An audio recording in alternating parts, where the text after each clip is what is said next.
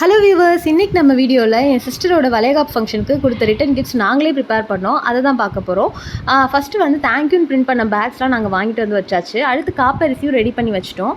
Next வந்து நாங்கள் லட்டூஸ் வந்து வெளில சொல்லியிருந்தோம், ஆர்டர் கொடுத்துருந்தோம். அவங்க வந்து ரொம்ப க்யூட்டாக சர்ப்ரைசிங்காக நாங்கள் இந்த மாதிரி ஒரு பேக்கேஜிங் நாங்கள் வரும்னு நினைக்கல, ரொம்ப கலர்ஃபுல்லாக பண்ணியிருந்தாங்க.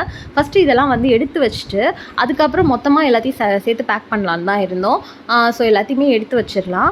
அடுத்து வந்து நாங்கள் வந்து ஒரு பாக்ஸும் கொடுக்கலான்னு இருந்தோம். ஒரு எவர் சில்வர் டிஃபன் பாக்ஸ் மாதிரி கொடுக்கலான்னு இருந்தோம். ஸோ அதையும் எடுத்து எல்லாத்தையும் பிரித்து வச்சுட்டு இருந்தோம். மொத்தமாக எல்லா பொருளையும் ஒரே இடத்துல கொண்டு வந்துட்டு நம்மளுக்கு பேக்கிங் ரொம்ப ஈஸியாக இருக்கும். ஃபஸ்ட்டு காப்பரிசியெல்லாம் சின்ன சின்ன பேக்கெட்ஸாக போட்டு எடுத்து வச்சாச்சு.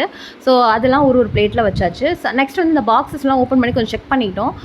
நெக்ஸ்ட்டு அந்த பாக்ஸ்லேயே வந்து நம்மளோட லட்டுவையும் அப்புறம் ஒரு சாக்லேட்டையும் அதிலே போட்டோம். பிகாஸ் லட்டு வந்து வெளில போட்டோன்னா அந்த பையில் ட்ராவல் இல்லை எடுத்துகிட்டு போகும்போது உடைய சான்ஸ் இருக்குது. ஸோ பாக்ஸ்குள்ளே இருந்தால் ரொம்ப பத்திரமா இருக்கும். அதனால தான் நாங்கள் ஃபஸ்ட்டு லட்டுவையும் ஒரு சாக்லேட்டையும் அந்த டிஃபன் பாக்ஸ்லேயே போட்டாச்சு. நெக்ஸ்ட்டு வந்து அந்த பையில் எடுத்து அடுக்க ஆரம்பித்தோம். நம்ம வந்து ஒரு பாக்ஸ், அந்த லட்டு பாக்ஸை உள்ளே வச்சுட்டு அடுத்து அதுக்கு மேலே காப்பரிசி பேக்கெட்டை போட்டுட்டோம். நெக்ஸ்ட்டு வந்து ஒரு கடலை மிட்டாய் பேக்கெட்டும் போட்டுட்டோம்.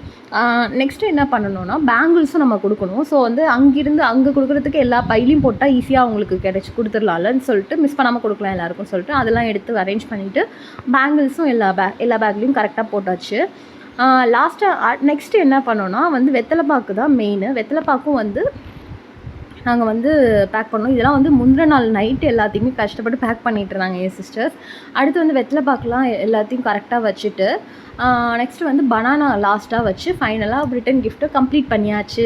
நெக்ஸ்ட் வீடியோவில் நம்ம பிளேட் டெக்கரேஷன் வீடியோவும் போட போகிறோம். அதையும் கண்டிப்பாக பார்த்து கமெண்ட் பண்ணுங்கள்.